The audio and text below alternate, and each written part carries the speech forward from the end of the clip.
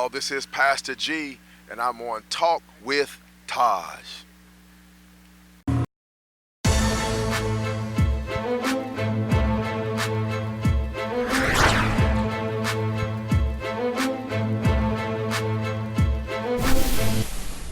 Another special edition of Talk with Taj. We're out here on the west side of town on 30th and Martin Luther King. We're speaking with Pastor G, who has been spending 30 days, correct?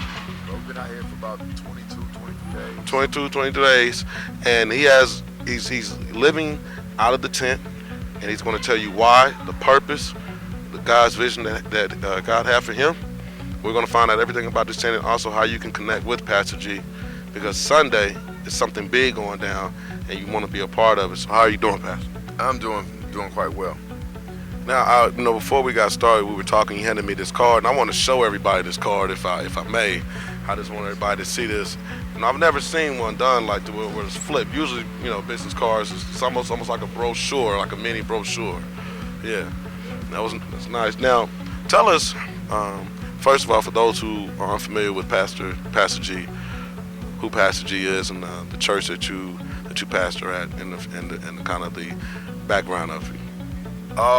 Let's see, who is Pastor G? That's a loaded question, but because a lot of people refer to me as a lot of different things. I'm Pastor G, I'm Professor G, I'm Coach, I'm some of everything, and these are titles that were given to me over time from different people, and depending on what aspect or what season of my life they ran into me. So I'm a guy who, is from Indianapolis. I was in the music industry for a few years, traveled with a touring R&B group, and then when I came back to Indianapolis for a short stint, did a few graduate courses in ministry and theology, and then did a little bit more traveling, landed in Nashville, Tennessee, where I built a marketing company down there and did pretty well. And then ultimately I ended up in education and teaching at Tennessee State University, ITT Tech. I taught at the Siegenthaler Center, the campus of Vanderbilt University, and then ultimately came back to Indianapolis to do a joint curriculum at Ball State University. I did that for a year at Ball State, and then came back to Indianapolis, and then started working with the church piece. And even I was licensed in ministry in '92, ordained in about 2004 down in Nashville under Bishop Michael Lee Graves. Spent a significant time with Bishop Joseph Walker there at Mount Zion down there in Nashville, helping to build the brand of that church and who they ultimately have become. And so now we're back in Indianapolis, kind of doing many of what we've done in the past. So a lot of people kind of think that what we're doing is new, whether it be the fatherhood things or the manhood things or the brotherhood things, all the different things we do. Entrepreneurship, they think is new, but it really isn't. We've been doing this, for a good little while. And so even what you see with this tent, this is, people who know me are like, yeah, that's Gert, or that's Pastor G, or whatever. But people who don't know us are trying to figure it out. But yeah, they'll get it. But pretty much, I'm that transparent guy who, been married for 20 years, got 3 kids. I'm all about education. I'm still working on my master's. I'll be done here shortly with that, then head on to my PhD. And I'm just, still running a company, because when you're a guy like me, you don't get a lot of people that hire you, so you got to always hire yourself. So I'm an advocate for small businesses and help people get their businesses started. So I don't know. I mean, that's a lot, but that's just God has built me that way to do a lot, and that's what I'm doing. You did travel with the R&B group. What happened when you decided that, I need to step away from this and I need to follow Christ? Well, you got to understand, I experienced that epiphany, if you will, at 7 years old. So I knew there was a calling on my life real early. Now, mind you, I was still a DJ. I still did parties. I still, was president. How did you have time? Excuse me. How did you have time for? It sounded like your schedule every day was loaded. Kid, adult. You was DJing. Yeah, we started DJing when I was 12 years old, because I love music. I was involved in music, pretty much all my life. Since like the 3rd grade, I was in instrumental music. So I started DJing at 12. Then we started at the school, which was at Lawrence North, something called the Breakdance Club or something back then. And we were raising money for Rwanda relief back then. There was this big deal with Rwanda back then, and we raised money for that, and that kind of took us to another level. Then I went to college, and I DJ'd in college, and we did a lot of stuff back then at the Claver Center with StarQuest and all that. So, music was always there, but my calling was always there too. And so it was my calling, I believe, that really shielded me from everything that was going on around me. So even though I was a DJ on campus, they knew, well, when Gert comes in, don't bring him no beer, don't bring him no wine, because he's not going to have it. He's going to say, have some milk.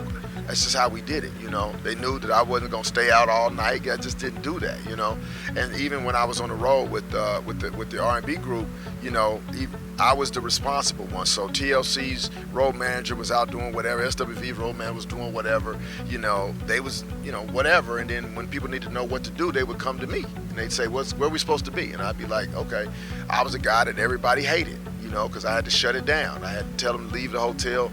That was my role. And so I played it pretty well, not because I was just good at it, but I had a calling on my life that said, hey, I'm the one little light that's shining out here, and it was. You was the one that was the reliable one, the trustworthy one, the responsible one, and that was kind of always just your kind of character, your personality.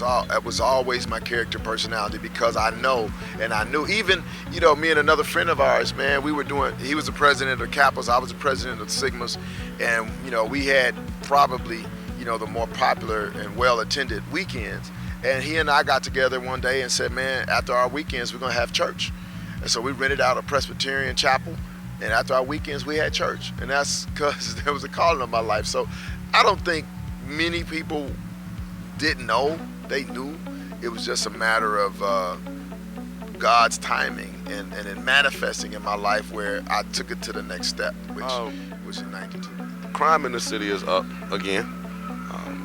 And we know the most dangerous spots in the city of Annapolis, of course, the east side and the west side. What are your thoughts on the crime in the city? Why do you think, this is kind of a three-part question, what are your thoughts on crime in the city? Why do you think crime continues to increase in the city of Annapolis, which wasn't really known for high crime? And what do you think we can do to reduce crime? Because I don't think you're ever going to actually stop it, but we can reduce it. Well, number one, the crime is down as of right now, 7% throughout the city. And the challenge is that we've had an uptick in crime in the latter half of the summer. And that uptick has kind of put us real close to hitting last year's mark, which matched, I believe, 2008. 2008 was the most violent year that we've had in the city's history. And so, of course, everyone's kind of looking and kind of hoping and embracing to make sure that we don't hit that mark. Certainly, we don't exceed it. So the crime is down, but as you say, through one of our recently resigned public safety directors, they did a lot of deep data dives to determine where this overwhelming crime was happening, and they identified like 7 hot spots in the community. We're sitting in one right now on this side of town, one of those hot spots, and so there's a big push to try to focus in on these areas and determine what is it going to take to turn the crime around. Now that gets into the second part of your question, which is what do we think is causing this? A lot of people will say that, man, you're staying out here in a tent, it must be about guns, or it must be about gangs, or it must be about knives, or whatever. And the truth is, I don't believe it's about any of those, all right? I believe it's about hopelessness. Because I believe once a person is hopeless, it doesn't matter what they have access to, they're gonna use whatever. They'll use pills to kill themselves, they use guns to kill somebody else, they use knives to do it, they use cars in terms of vehicular homicide, hit and run, right? To kill. It's hopelessness that is our problem. And it's communities like this where when you look at the blight of the community, you see hopelessness, you feel hopelessness. This community exudes hopelessness. And so adults can drive out of a community like this to work and sort of escape hopelessness, or they may do drugs to escape hopelessness. The problem is that our young people are kind of stuck in it.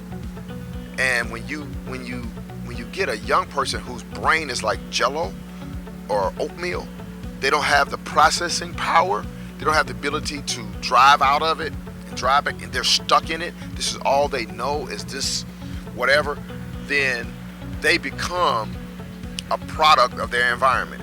And so what we're seeing right now isn't about guns have always existed, knives have existed, right? These things existed before now. So why is the crime rate higher? Not because there's more of that, it's because there's more hopelessness. There's more things driving them to those guns because they don't see tomorrow any better than today. And if I don't see a better tomorrow, then today don't matter. If I'm hurting, then I don't care about hurting you because I don't feel good about me. And so making myself feel better means I got to make you feel worse, you know? And so how do we deal with it? We deal with this crime and we deal with this hopelessness by first focusing in on what holds hopelessness up. Lack of education, lack of jobs, lack of opportunity, right? Lack of faith and spirituality, meaning that there is nothing bigger than me, so I am it, right? There is no God controlling anything, right? So without those pillars holding hopelessness up, hopelessness comes down and people start to have hope. I got a job to go to. I got a career, or I got a degree, I got an education to deal with, or sometimes it's organized sports. I got to go to practice. They're looking for me. They're counting on me. Those kind of things. When you have that, tomorrow starts looking better because you know you got something to do. Without it, whatever. They seem to have a huge lack of faith in the belief of Christ. Lil Wayne mentioned in one of his songs that they look at the Bible as a comic book, and so what is going on with today's youth where they have a total lack of belief in God and Christ? Because I know what some people are going to say, well, the church does this and churches do this and pastors do this and pastors doing that, but you can't determine your salvation based on what somebody else is doing. So kind of talk about that, why, because you spoke about hopelessness, and part of it was lack of spirituality, and why today's youth seem to be lacking a belief in Christ. It's real simple. Unfortunately, it's not their fault. The young people that we see in the streets that lack a spiritual compass, they don't have it because it was never given to them. And unfortunately, people will point at the church, but that starts at home. And when you break the home down, and you break the order of home down, I mean, we talk from the vernacular of our Heavenly Father. If I don't have a father, I don't get that. What do you mean Heavenly Father? What is that? I don't have one. I have a mother. Can we call it Heavenly Mother, right? Or mom's on crack, so can we call it a Heavenly Grandmother or something? They don't get it, and that's not their fault. They didn't ask to come here. They didn't ask for the situation they've been born into. And if I don't allow my child to drive a car until they are 16 because they don't have the reflexes, they don't have the mental capacity, they don't have then I shouldn't allow a child to drive their life because they don't have those things. They don't have access to the mental capacity to drive their lives. And what we've done is that we've taken parents out of the picture and given children the right to drive a life that they are not capable of driving, all right? It is not their fault that they don't know the difference between church and church's chicken. The reason why they don't know is because those who are supposed to pass it down failed to do so. Now, having said that, I do say to our churches that many of them have become irrelevant, meaning that they have focused more on tradition and white gloves and church hats and four walls and light bills, that they have watered the word of God down so much so that they've forgotten that it's the people who walk past their doors that are more important than the ones that walk in their doors. And so they've become irrelevant. And so if you're relevant to the parent has church hurts, they stop going to church. What they don't see is that you're also hurting the children that wouldn't follow you to church. And that's what's happened, okay? But the bottom line is it's not their fault. Somebody asked me once in an interview, they said, Pastor G, what would you say to a child that, has fallen by the wayside or whatever? I said, I wouldn't say anything to them. It's not their fault. I would say something to that parent or that grandparent or that guardian or that community, the village. I got something, I got a bone to pick with y'all. Okay, you knew that the child was there and didn't have a place to live. You knew that they were latchkey. You knew that they needed some help before and after school. You knew that there was a single parent that was working 2 jobs and still underemployed. You knew that if one of those kids got sick, she couldn't take off from work or she lose her job. You knew that. It's not the child's fault. The child is being a child. They need to grow up and be children. It's the parents' challenges, it's the community's challenge to step up and make sure that these children have the resources and the ability to reach the destiny that God has on their life. And if you give them the ability to drive, guess what? They're gonna have an accident. Plain and simple. And so I see a bunch of kids walking around the street right now that are misguided, and all I can do is try to build a bridge of trust to them because they don't trust me. And they have every right not to, because there have been so many promises that have been made to them that have not been kept, right? And children are the one group of people that can look at you and can tell whether or not you're sincere and genuine. Yes, sir. They can tell, right? They can tell. Now, you can con me by telling me as a political candidate that you're going to do X, Y, and Z, and you might get over on me. But you look at a child, they're going to look at you and say, I don't believe you. Almost like when mom brings somebody, home and they meet the kids for the first time. Yeah. And the kids already know. Yeah. They know. Yeah, they're like, I ain't feeling that's it. Yeah, it's so how do we deal with it? We deal with it by building bridges of love and trust. Right now, that bridge is being built not to necessarily reap the benefit right now, because it takes time. They've got to see you and they got to walk with you in order to get that trust. But the bridge is built over time so that when that child is ready, that child will begin to walk across that bridge. And that takes courage and that takes strength, right? And so I've got to be about as real as I can be about that bridge, so that when that kid comes across that bridge and says, you know what, I'm trying to get out of the game, can you help me? They have invested everything in that conversation. And if I've been advertising that I could do something that I'm not willing to do, that's false advertising, number one. And if a pop machine does that, you put a sign on it that says out of order. You follow? And too many adults have advertised a message that they could not deliver on. You cannot stand across the street and point at our young people and tell them what you want them to do. You have to walk across the street, grab their hand and say, yeah, I see where you are. Let me help you get to where you need to. Also, one of the main issues that I see with today's youth is problem solving, not knowing how to handle their issues. They get into a conflict or they get into a verbal argument.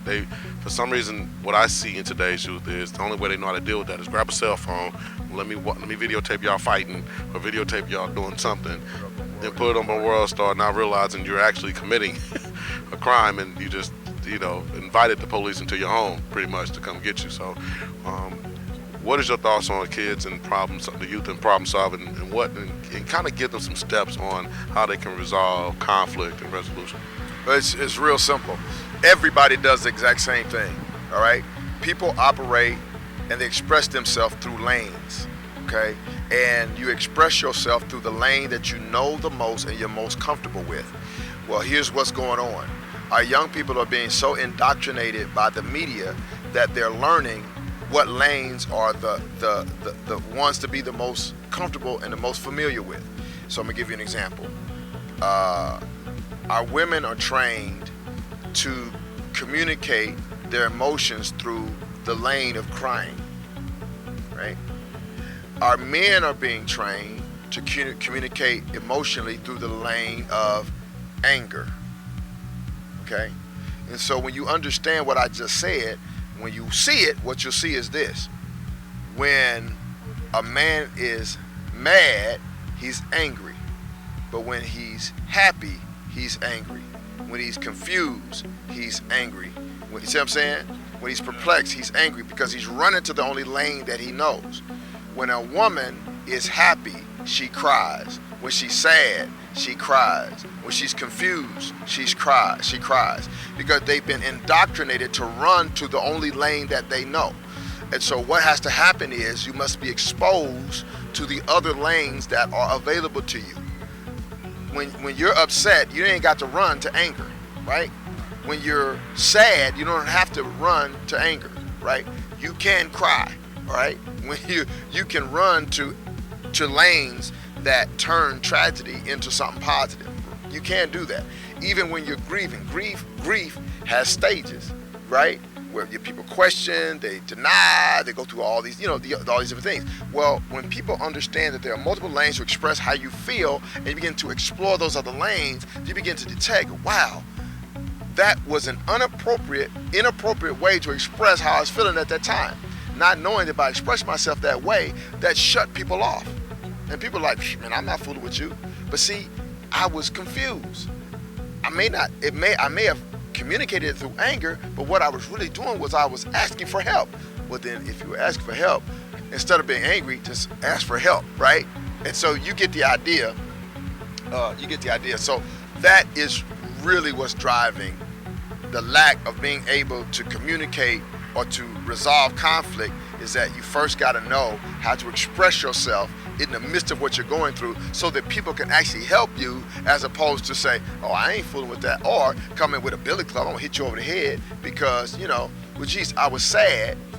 You're basically not knowing how to verbalize. Yeah, and express. I don't know what to do. Yeah, I don't know how to handle it, and so you do handle it the wrong way, or you communicate the wrong way, and then but that's what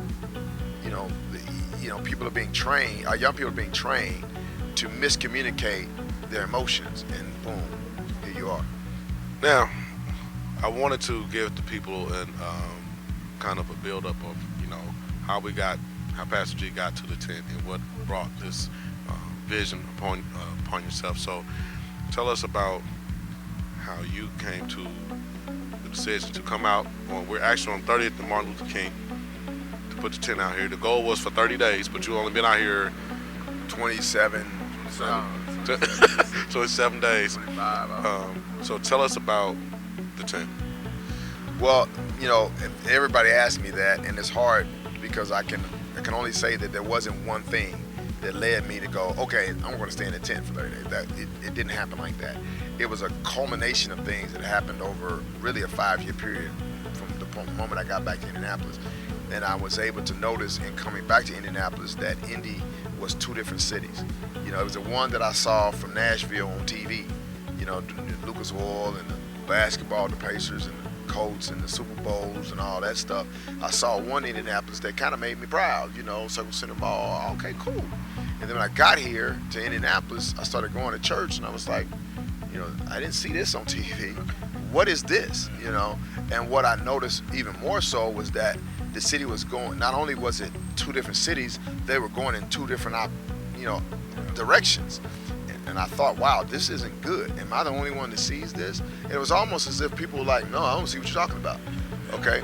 Yeah, it's like, and so that started it. But I'm just getting back to the city. I don't know a lot of people. I'm reacquainting myself with the city and the people.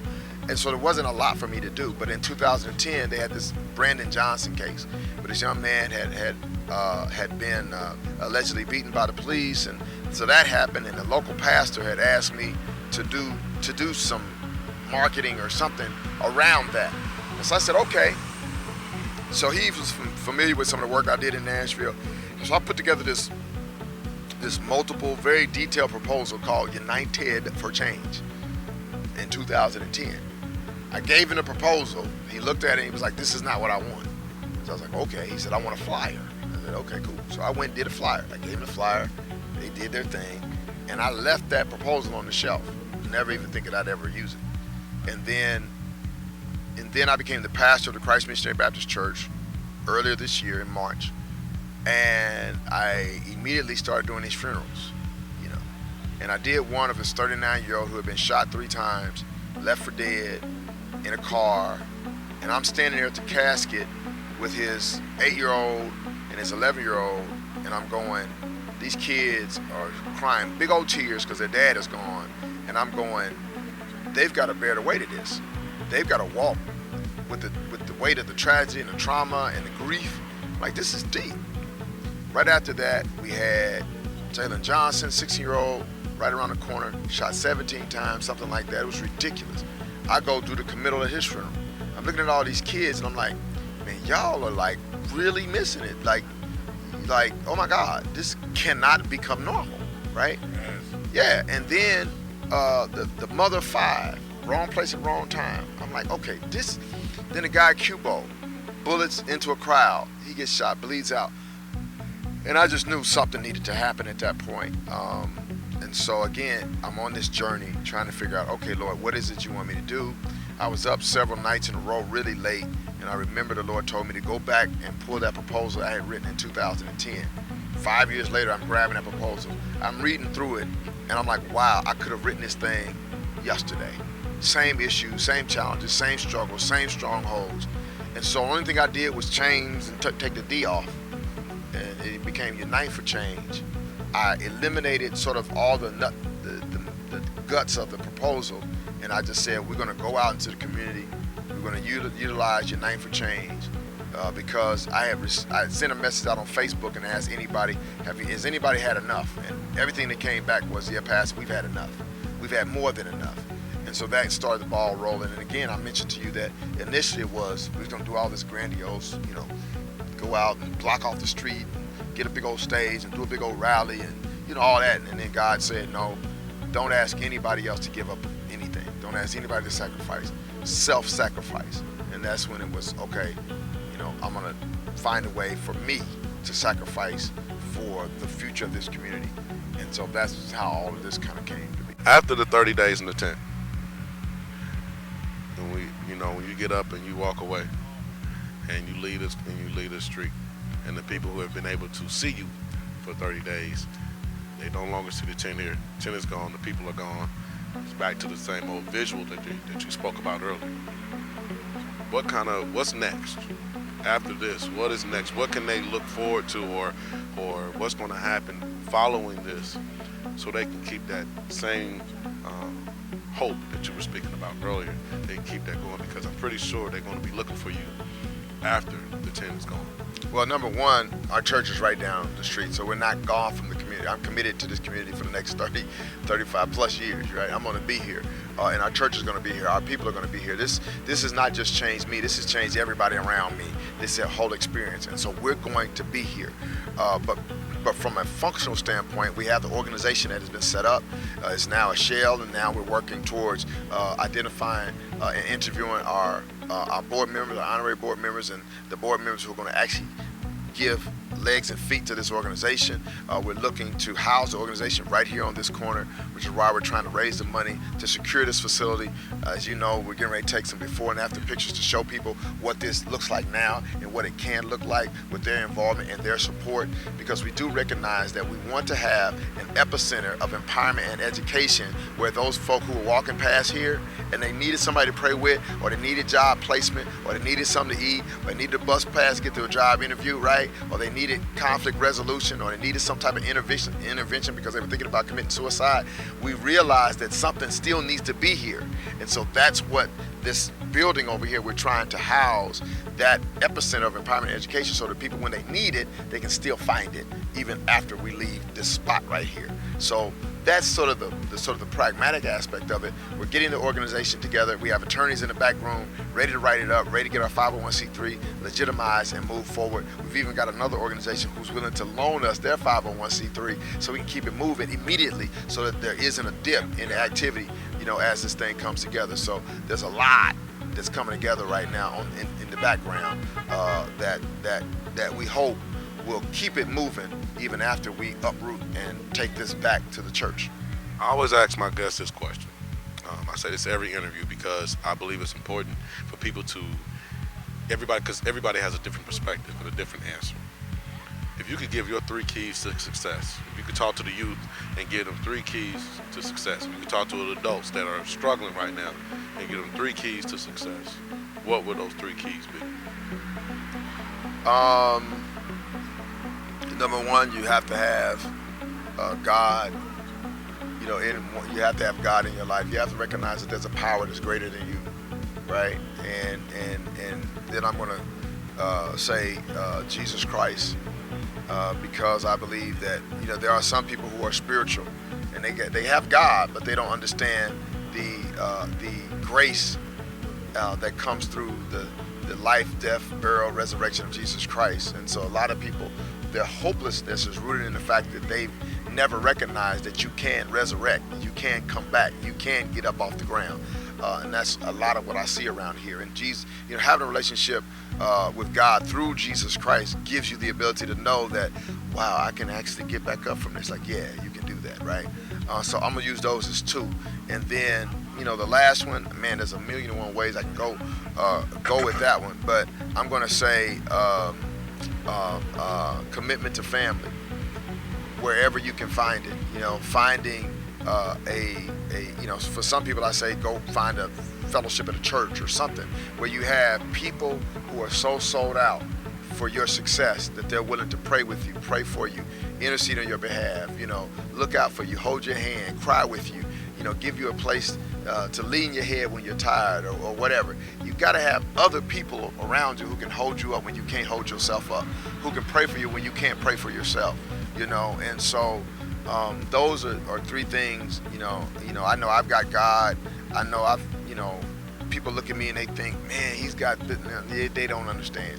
People think that as a pastor, I'm a Sunday morning shakedown. They have no clue. They need to come down and talk to me and understand how we sacrifice. I don't have a job. I had to make a job. I had to hire myself because nobody will hire me, right? Nobody will hire me. I've been unemployed for 4 years, right? And so it's very depressing to not to be able to take care of your family because you ain't got a 401k and insurance and all that kind of stuff. My wife has to work 2 jobs to make it happen, right? And that's tough, to have to live the way we live. And so for people who look at us and they think, oh, wow, he drives a Mercedes, whatever, you don't understand. I have to pay cash for this stuff, right? Because I have no credit, right? I gotta do what I gotta do. But also, I've been this close to homeless. I had a guy on the street that asked me for money one day, and I looked at him and said, bro, can I get something from you? I'm struggling too, right? It's just that I'm not hopeless. I still get up every day and I get dressed like I got someplace to go, even though I don't. I don't go to the grocery store in pajamas. I go to the grocery store in a suit and a tie, right? Because today might be the day that somebody looks at me and says, man, I've been seeing you walk this same line every day, and I just need to know, who are you and what is it you got going on, and where are you going? And I'll tell them, I ain't got no place to go, but I'm acting like I do because one day I just might, right? And so you gotta have people who can hold you up through those times when you ain't got it, when you don't have it going on, and you don't know where it's coming from, and you don't know how you're gonna make it happen, and you don't know, and you guess what? You've been there, you're away from there, you're gonna be there again. It's gonna happen. That's called life. And if you don't have a God that you can point to and say, I know God is able to hold this whole universe together, and I know that the message of Jesus Christ is designed to keep me from falling into the valley of shadow of death and feeling like I cannot get up, and I don't have people who can pray for me when I can't pray for myself. If you don't have that, you'll throw in the towel real easy. And so I would say that whether it's an entrepreneurial venture, whether or not it's a family situation or a career or your education or your finances, your relationships, to me, it's all the same. You've got to know where to look for your support. You got to know. But do you have an ultimate message for the city of Indianapolis that you want to tell them right now? Well, only thing I would say about, to the city of Indianapolis is, I beg of these folk in the city to lose all the reasons. Just discard every reason that they come up with, or the city comes up with, to divide each other. And that is, again, I mentioned it before, there are people that will divide quickly over religion and denomination, will divide over culture and sides of town, will divide over political persuasion, will divide over social economics, who's on this level making this much and that much, and who's not making whatever. We need to get beyond that and begin to recognize the commonalities that we have, that technically we're all in this together, okay? No matter how good we look on TV, as long as we have part of our community struggling at the bottom, tugging on our pants cuff, no matter how strong we look, we're never as a city going to get to where we want to be as long as we have people tugging on the bottom of our pants, okay? Because that stunts our growth, it halts our progress. And so the only way we're going to get there, you can't just move the hurting people around. can't move the lower echelon of our community, just move them around and think that it's going to go away. That's not how to do it. And what I see happening, particularly from our legislative and our city county council and those who are in position of power, what I see them doing is starving communities like this. Okay, well, a house burns, we'll just leave that house up and let the blight continue. Okay, well, we got drug deals going on over here, or we got a pea shake house over there, or we got some criminal activity over here. We'll just let it happen, even though the seniors in that community are concerned. We got concerned residents. It's okay, we'll just let it happen, because eventually those residents will move out, they'll leave, and once we get them all to leave, or enough of them to leave, we'll buy all the property, and we'll gentrify the community, and we'll come in and we'll turn it into what we want. That is not the way to do it. Because there are some people like myself and others who see what you're doing, right? And there are people in these communities, these seniors, man, that they deserve to live out their lives in communities that they feel like they've built. And that's not what's happening. People are making decisions that hurt the bottom half of our community, the bottom sector of our society. And again, you got to understand, these ain't just black people. These are people, period, that are stuck at the bottom, that are working every day, and that are literally not able to make ends meet.